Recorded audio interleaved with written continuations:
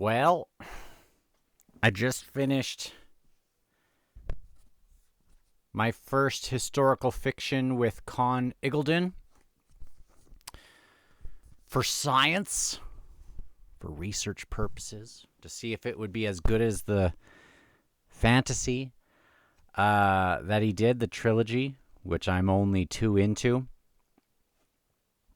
I know maybe a couple people will be interested if they've read the fantasy and are curious about his historical fiction. Um, I finished it literally 2 minutes ago, sitting here, and then turned on the camera. I'm a little bit of a wreck. Um, that dick. He could have just ended the book, and then he just kind of throws you a little curveball just to mess with you. Okay, so finished the Gates of Athens. This is going to be non-spoiler. Let me know in the comments if you've read any of these. He has a number of historical fiction series, and before in the last one, I got him confused. I kind of mixed his bibliography with Wilbur Smith, I think, because I mentioned like Egypt and some other things, and I know that's what I was thinking of, like River of God, which is Wilbur Smith. Another one that I want to get to. But these, he has a whole bunch of these, and they are all quite thin. This is the biggest one of his I've read so far, at 430 pages. But it's very brisk. This one is called Gates of Athens, which you can tell by the thumbnail or whatever that you clicked on. And it says, if you want freedom, prepare for war. If you want to read this, I would just say probably don't read too much of the back of this, the jacket, because it does give away some of the plot. There's some historical fiction which is kind of 20% historical, it's kind of based on a historical thing. And then like the other 80% is all kind of made up and interesting, but they take a lot of liberties.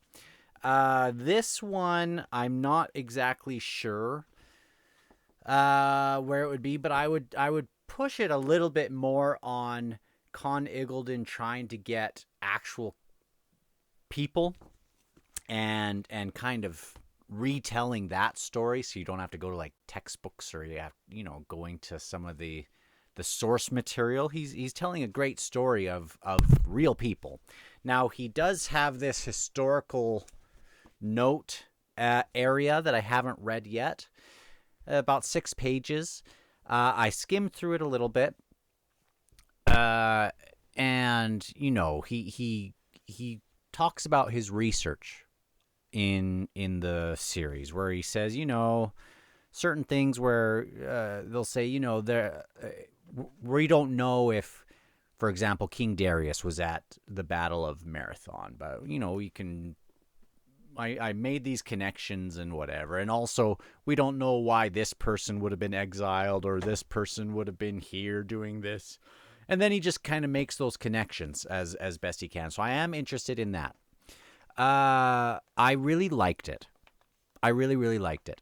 Now, at times, as I was going through, actually, let me give you the context first. We have the Battle of Marathon, which that's the first thing, and then we have the Battle of Thermopylae, which we have a bunch of books about that, and it's always from the Spartan point of view, as far as I can tell. But I haven't read a whole bunch of them. Maybe like one other one, actually. But we have all these movies and things, and it's always this really romanticized version of the Spartans, and it also has you think of the movie 300 with this romanticized version of Xerxes and his army, And this tries to ground it a little bit and retell that story. I'm not a historian, so I don't know. I have some of the source histories that I've gone through some of it, but like this isn't especially what I focus on when I'm, looking into these things. But it was really cool. So we have the Battle of Marathon, which is just off of Athens, and the main characters in this are Athenian. And we have the Battle of Marathon with the Persians showing up with their fleets, and we get there quite early in the book. And I thought, yeah, this is kind of fun and interesting and whatever.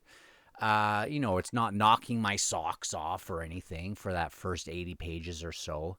And the battle's done, and then we have a whole extra part of the book.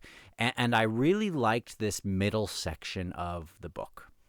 I liked the characters who kind of our main. We have a main POV character who's kind of this. What would you call it? He's kind of like this general or whatever, or, a leader within this Battle of Marathon. And because of some of his actions, they'll win the day or whatever. And we have other generals who took out, they were part of these different, not squadrons, but like on the right flank or in the middle and whatever. And a part of the interest in this book has to do with the conduct of certain people within this battle. Certain kind of issues will arise as a part of that, and a part of the interest in this book, at least for me, is we are very early on in Athens doing things democratically. And they've just set up a new system of things, and they're really conscious about not having a tyrant. And so we have on the flip side of that, we have this new democratic process, and it's interesting to see some of the pitfalls maybe of this early process, even though it's totally a shining light, certainly in their opinion, a shining light next to the other things that are happening.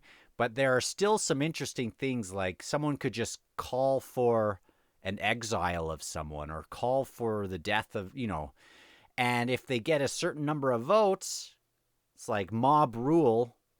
And then terrible things could also happen.